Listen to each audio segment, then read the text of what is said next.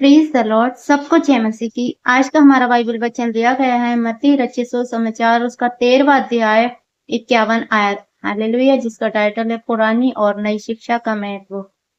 पुरानी और नई शिक्षा का महत्व परमेश्वर ने अपने हालेलुया चेलों के द्वारा दिया है। जानेंगे इस वचन में। क्या तुमने ये सब बातें समझी? उन्होंने उससे कहा, हाँ। उसने उनसे कहा, इसलिए हर एक शास्त्री जो स्वर्ग के राज्य का चेला बना है उस गृहस्थ के समान है जो अपने भंडार से नई और पुरानी वस्तु निकालता है। हालेलुया। मेरे प्रियो, यहाँ परमेश्वर का वचन कहता है, गुरु और चेले की बात, गुरु और शिष्य की बात करता है कि जो स्वर्ग के, इसीलिए हर एक शास्त्री जो स्वर्ग के राज्य का चेला बना है, यदि आप परमेश्वर के चेले बनते हो तो परमेश्वर का वचन कहता है उस गृहस्थ के समान हो जो अपने भंडार से पुरानी वस्तु निकालता है, भंडार से नई और पुरानी वस्तु निकालता है। यदि आप परमेश्वर के चेले हो तो परमेश्वर आपको वो अनुग्रह, वो फजल आपको देता है मेरे प्रियो। हालेलुया। कि परमेश्वर आपके का वचन कहता है पुरानी नहीं, मतलब आपके भंडार में किसी चीज की कमी घटी नहीं होगी। आप पुराने से पुराना उसे रख कर खाओगे। जैसे कि भंडार होता है वैसे ही आपकी आशीष हैं।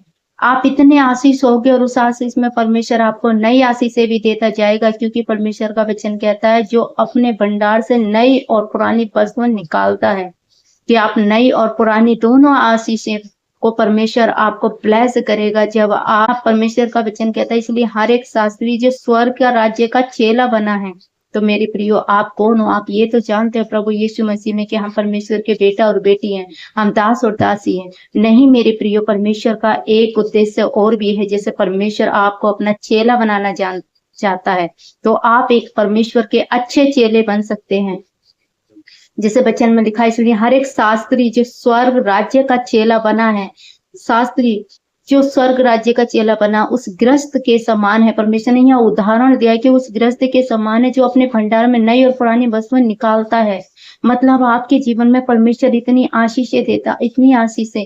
जो परमेश्वर का चेले होते हैं मेरे प्रियो, जो अपना बड़े आज्ञाकारिता में चलते हैं परमेश्वर की। एक चेले का काम क्या होता है? आज्ञाकारिता में चलना।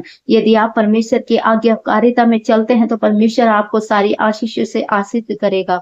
कोई ब्लेसिंग आपसे दूर नहीं होगी। आप नई और पुरानी आशीष दोनों से ब्लेस होंगे।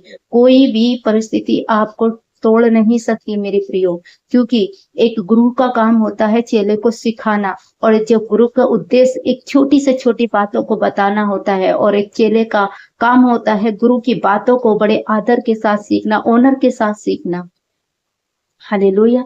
तो इस वचन के द्वारा प्रभु आप सबको आशीष दे। सबको जय मसीह की। God bless you all.